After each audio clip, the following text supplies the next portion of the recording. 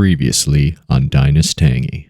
I'd also like to give myself a shout out for calling Casey's team trash and not being able to score more than like 100 points. And I was right. I said, I don't see you scoring more than 110. And I was right. Your team sucks. You're 3-1, but so is Andy and his team sucks. Just wait. Next week when Dalton Schultz pops off, you'll be crawling. You'll be crawling over to me asking for a trade. Possibly more than 0 points at my tight end and more than 20 points at my running back position.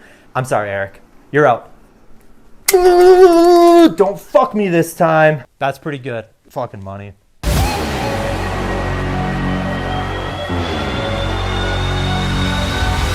Taking battle stations, I ain't on vacation. I'm just glowing up, living out aspirations. I beat the expectations and change the generations. And I'm still jumping fences, and you're just imitation. They're all in second places, but I don't live for praises. I play this life like a game, levels and stages. Let me paraphrases, then do a couple pages. Watch this, watch this, watch this. Let me introduce you to a brand new thing. No one gotta prove to. You're looking at the king. This life may choose you, so raise your wings. Watch this, watch this, watch this. This is a brand new thing.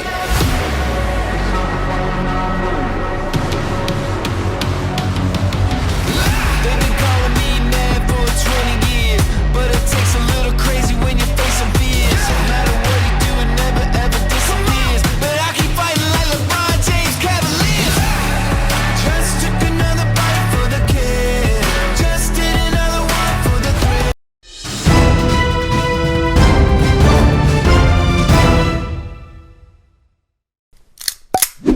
Sup, bitches? Episode 6. Fucking do not want to be here. Disaster week 5. My team sucks ass. I'm getting unlucky. Fucking 65 points against tight ends in the last 2 weeks. I put up 0 in the tight end position. Sean just absolutely fucked us over on Saturday. You'll hear more about that in the commissioner segment. Scott, suck my dick. Way to rub in the fucking trade after the fact. Pollard is still a goddamn scrub, and Justin Jefferson, all he does is the gritty, and I cannot have him on my team because every time he scores, I have to watch him do the gritty, and that's just not worth it. I'd rather fucking lose. And I'm basically giving up at this point. So James might be doing the podcast soon. App might be getting uninstalled. I'm getting discriminated on by members of the podcast, making fun of me for the Trail of Tears. And I also just want to say shout out Sean for going through the ringer with me. Let's get started. Last week, me and Sean got fucked Monday night.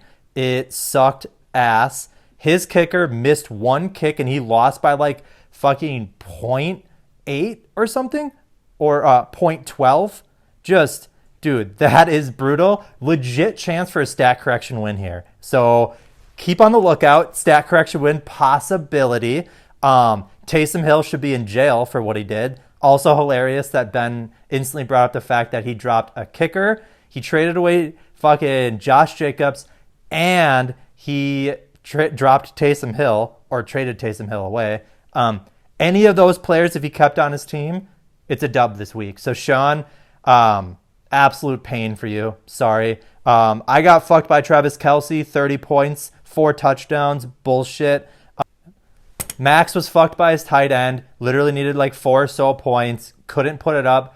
If he kept George Kittle, it should be a dub this week, but he probably went to start at George Kittle, so it doesn't fucking matter.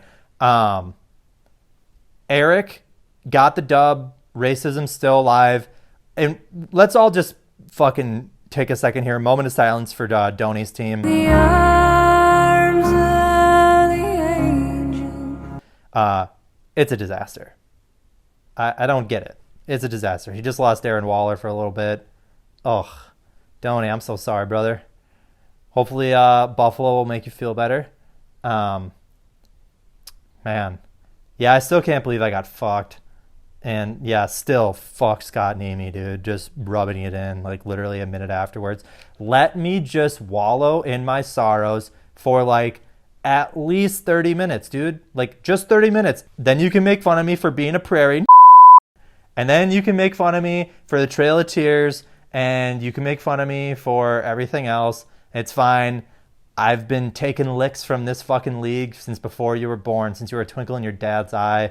And then also, last thing, been absolute A-tier troll on Sean afterwards. Just, it was pretty epic.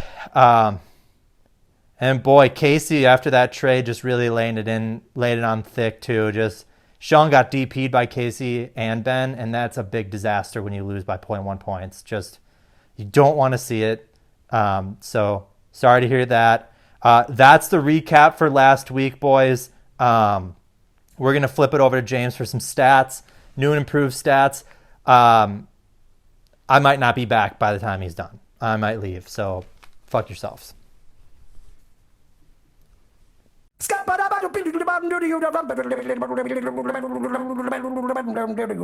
I'm the stat man. Thank you, Matt, and let's go into this week's stats. I am currently getting fucked and dropping 2 spots in the standard ratings by not having the median, but that's okay, I stand by it. Andy is up 5 spots with the lack of median. That lucky son of a bitch. He would not be in the playoffs, but he is because we don't have a median. Scott and Ben are both down 1 and 2 spots respectively due to the lack of median. That's a kind of a tough break. Next, we have the most talkative person. It is back to Sean. I hand the crown back to him. But to be fair, most of his chats were because he was super salty and just popping off in chat. But this is the first time we see Casey's name on this list. Welcome to the top 6, big boy. On the bottom, Eric, KKK, and Max, both of you finally getting super active, increasing by 100%. Here are 6 on average worst scoring teams in the league. Once again, don't want to be on this list. There are a couple of you that are flirting with the line. Matt, Ben, Andy, you guys are right behind me on average. As we look at this, I am just barely staying on this list. Eric, Max, J-Bebe, all very, very close. And then there's quite a little bit of a gap between Icebox and Escapin. Great work here, boys. Our diversity is still very heavy cis white males, but you know, we're working on it. Blowing out dudes, Scott with the 2, Ben with the 1, me with the 1, Eric KKK on here with the 1. Still a 5th spot open, boys. Hopefully we get a new name on here next week. Getting blown out by dudes, Ryan, our first with the triple bars. Congratulations, but not congratulations. This is not a stat you want to have, but I think you know that by now. Broke bitches. Sean gained money this past week, while Casey basically flip-flopped and now has $0 to his name. It is going to be tough for him to make waiver claims, so anyone can steal any players, although Casey's team's pretty well set. Barring any injuries, he might not need that fab anyway. The Week 5 luck rating. We got Team Erich on top, finally knocking that McNasty down a peg when it comes to luck. But, you know, Andy's still on the top 3, which is, you know, just says something about it. J-Bebe getting absolutely butt-plugged by the luck. Maybe better luck next week. Now the season luck ratings. Here's back where Andy shines. Once again, his bar still double the next closest person, which is Team Erich. Ryan Doney, Eric Tequila, you guys are flirting with that middle line right there, and everyone else below is just very, very unlucky. Coincidence that Matt makes the charts and his name's all the way down at the bottom of the luck scale? I don't know. Now we have our casino bets for the Dynastangy. In the Sean vs. Scott, currently the London Pollard Judy side is winning by 44 points compared to the Monty Pitts Ayuk side of the trade. In my bet versus Sean, we have Juju and Dobbins totaling 64.4 points, while Michael, Gallup, and Hopkins only have 15.8 points. Sean was really trying to rate me good here, boys, in this trade. And that does it for our stats for this week, powered by Dix. Let's hop over to a brief word from our sponsor. Hello. Good morning to you. We've got lots of things to do. We can't go all day long if we start the morning off wrong. There's a drink you don't want cold, with flavors of tang that come in bold.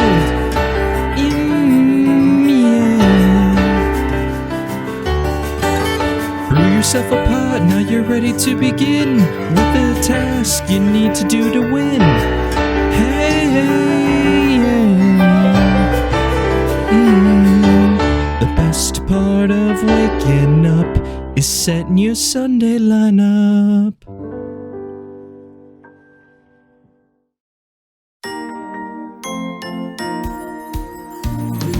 What will the final scores be? Into the future he tries to see, but who will know if he's wrong or right? Predictions with Matty Ice.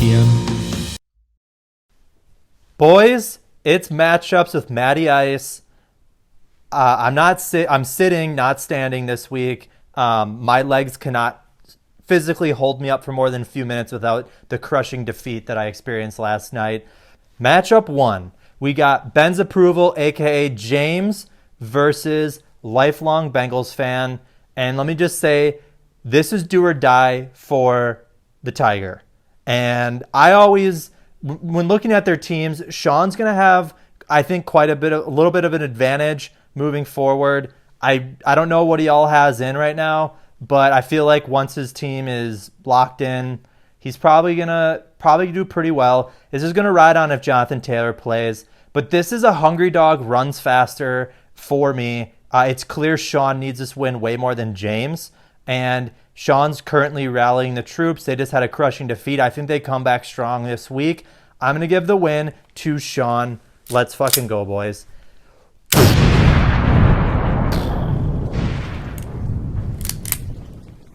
Matchup 2, it's the most discriminated person in the league, serial vapist, aka ex-commissioner, versus Eric KKK, racist of our league. And I am the only person in this league that is not cis white male. I am cis. Bing. I am white. Bing. I am a male. Bing. But I'm Native American. So suck it, clowns.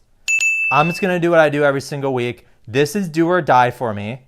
This is it. If I lose this week, I am legit uninstalling the app, but I will still continue to do the podcast, and I will only look at Sleeper on the computer, so that way I can't sit there and look at my team in the middle of the night and wish that I wanted to die. Shout out me and my team for getting the dub this week. I voted on myself every week, and I'm 1 for 4, clearly. 1 out of 5. So let's go 2 for 6. Matchup 3. Saltbox 31, aka Mortal Enemy, versus Trade God, aka Slumlord Max. And let's just say this matchup, I don't give a fuck about at all. It's two good teams that I don't care if they win or lose. And I guess at this point, I just want Scott to continue to win just because his team is already so far ahead of mine. There's no chance for me to get it back. Both teams have a lot of bye weeks. It's going to be a shit show. Scott still has Justin Jefferson, but Max does have his Chiefs boys. I'm actually going to give the win this week to Max. I think his team comes out ahead. Let's fucking go, Max. Get the dub. Peace out.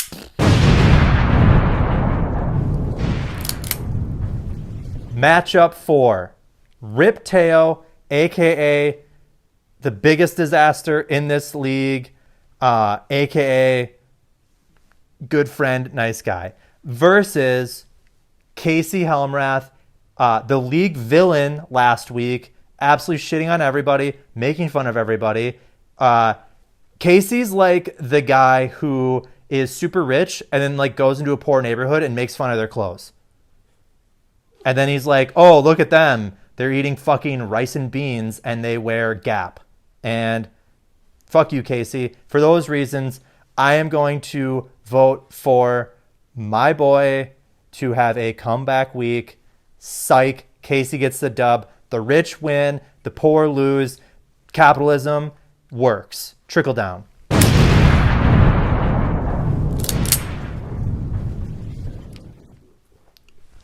Matchup 5. Green Bay Sweetheart. J Bay Bay versus Eric with a C. Eric's got Derrick Henry on bye week. John has been playing incredibly well. His team's really good. He has a lot of points against. This is a week that John wins. I'm just going to say it. It's as simple as that. I also said I'll never vote for Eric again. John's team is sneaky good. People don't realize it. It's sneaky good. Let's fucking go, John. Get the dub. Fuck yeah.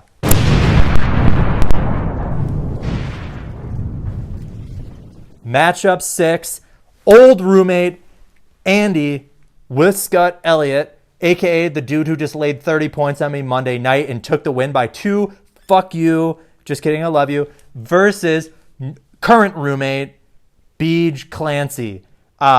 Looking at the team right now, I'm not seeing a whole lot of bye weeks. Both teams should be relatively healthy outside of maybe DeAndre Swift or whoever DeAndre Swift. Look, this is a pretty easy match for me.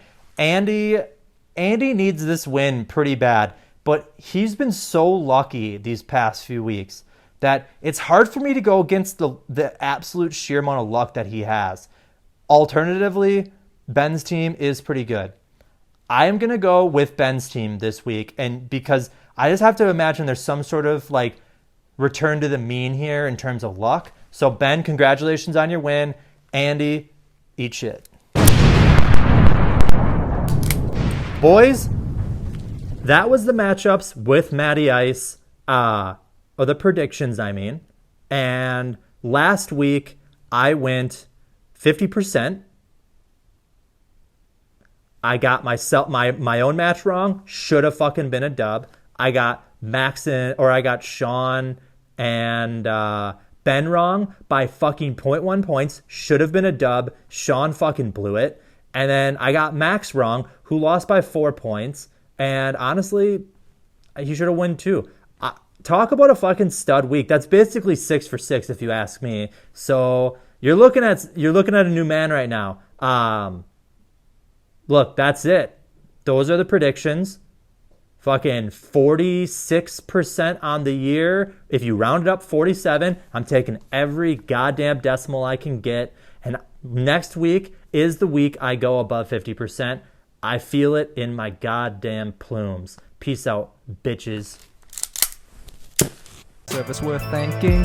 Fuck, it's homie Matty Ice with the Power Rankings. I love rankings. I love rankings. I love rankings. I love rankings. Totally unbiased rankings. Yeah. Power rankings with Matty Ice. I'm going to make this one quick. I don't think we need to talk too much about the teams. Starting at number 12, last place, we have Riptail.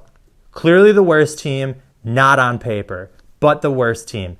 Doesn't have a lot of points for, a lot of points against. Pick up the defense, Donnie. Make some better start-sit decisions. Let's get up the rankings, boys. We're down here together. Rank number 11. That's 2 1s next to each other. I am going to give second to last place to Sean. 1 and 4. And after looking at median records, after looking at total records across the league, your team hasn't performed. It looks good on paper. We've said it forever. But at the end of the day, you have to go out and perform. You can't just have a nice looking dick. You got to use it. Number 10. This one's tough. I'm actually going to give this to Max's team. I don't think Max's team is that good. I think he was getting carried a little bit by some players. As they come back to earth, he does not have the depth or the firepower on his starting roster outside of a few players. It's a decent team, but I don't consider it the best. Max, it might be time for you to watch some podcasts because you may have 1.5 championships, asterisks, but you're not making great moves. You're just not making great moves right now. Rank number 9. I'm going James's team. And look, it's as simple as this. His wide receiving core is so fucking bad and he doesn't even have bye weeks yet. It's a disaster. His running backs are nice, but you can only start 3.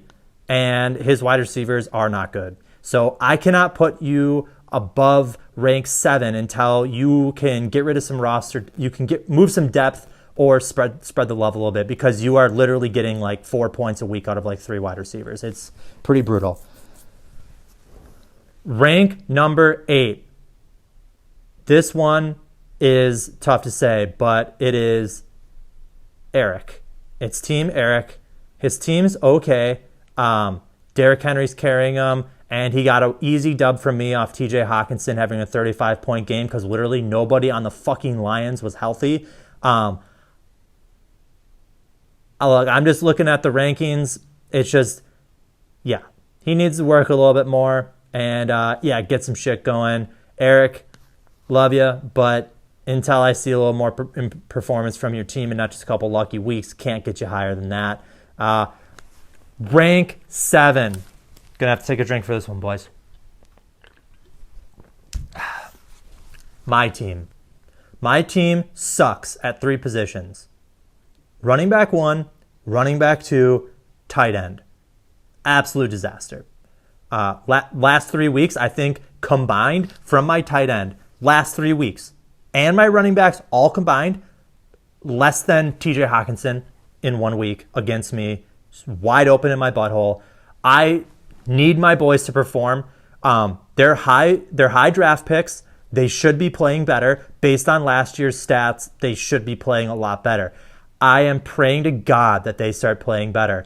If they do, with Kenneth Walker on my bench, now being able to start and as an RB2 probably rest of the season, I have depth at wide receiver. I have depth at running back. And I have one of the best quarterbacks in the league. And that's all you really fucking need. Good quarterback and like 4 other good players. I just need one of my guys to hit. That's it. Rank number 6. This is Eric KKK. Look, it is what it is. Racism prevails. And I've said my piece about Mark Andrews. It's a playoff team. Rank 6, playoff team. That's all I'm going to say. Eric needs a little bit more quality start at his wide receiver 3 position and his flex. But other than that, when you got a guy like Mark Andrews, you really turn the table. Rank number 5. You should be last place, but you're not. It is Andy. His luck factor is so good in this league, and it is not stopping. Every week, his luck factor is greater than 50%. It's incredible. And you know what? Rather be lucky than good. Congrats on rank 5. Rank number 4, J Bay Green Bay Sweetheart 1001. Look, solid team, top to bottom. Solid running backs, solid wide receivers, decent quarterback. Not really. But when Dak comes back, maybe. That's your only downside. But you've been putting up great points every single week.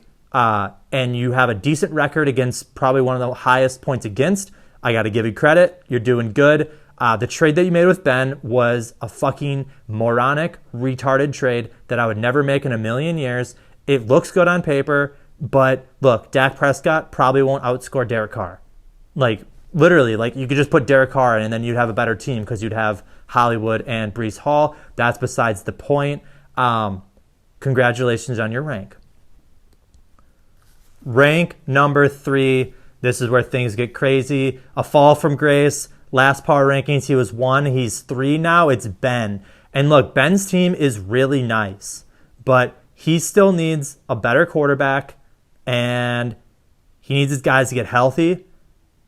And he needs his wide receivers actually start playing. He has a nice wide receiving core, but Pittman hasn't been doing that great lately. Amon-Ra's been hurt. And look, Hollywood's nice, but we got DeAndre Hopkins coming back in a week or so. So I'm a little nervous to put you higher than 3, but you have a really fucking solid team, and you're a trade wizard. So you will be in the playoffs, and things will work out just fine for you. Rank number 2, I'm giving this to Scott.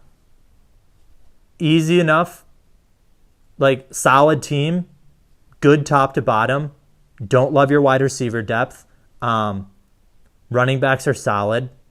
But look, Antonio Gibson kind of sucks. Tony Pollard, fucking absolute bum. Would never want him on my team. But I would trade for him for the right price. Rank number 1, clearly it's Casey's team. Look, in my heart of hearts, I don't actually think Casey is that good of a team.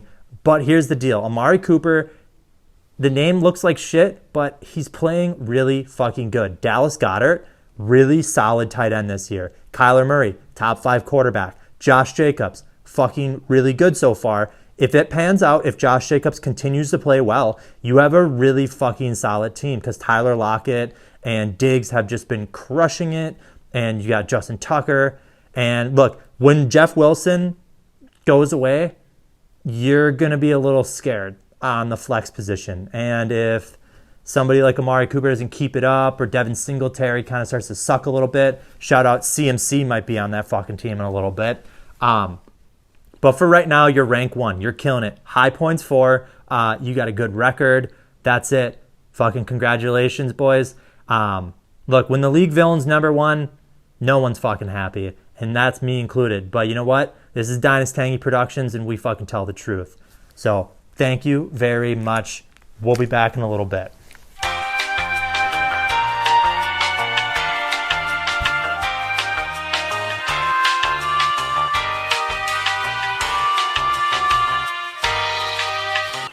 Are you ready, kids? Fuck the Commish! I can't hear you. Fuck the Commish! Oh, who lives in the duplex right down the street Fuck the Commish! and makes bad decisions at least once a week? Fuck the Commish! If replacing him mid-season is something you wish, Fuck the Commish! then ruthlessly harass him and call him a bitch. Fuck the Commish! Ready? Fuck the Commish. Fuck the Commish. Fuck the Commish. Fuck the